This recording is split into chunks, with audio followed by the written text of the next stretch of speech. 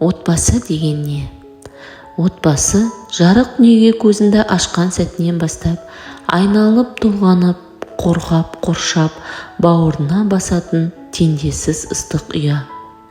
Отбасы дүниеге шыр етіп келген сәбидің бірінші рет өзіне сенімді сезінетін, жан рахатына бөленетін алғашқы бақыты. Отбасының жаңа қосылған мүшесіне анасы дүниеге келген сәттен құлағына сүйіспеншілік толы үнмен оған жалғыз емес екенін сыбырласа, әкесі жанында қолдаушысының әрқашан арқа сүйер асқар таудай сенімді тірегінің бар екенін сездіруге тырысып жатады. Сәби мына кең дүниенің оған жанұясын ашып берген көз арқылы көре бастайды.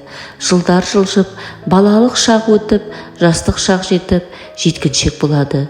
Отбасы өмірдің әрбір баспалдағын өз аяқтарымен басу үшін сәбиін қанаттандырып өмірге баулиды.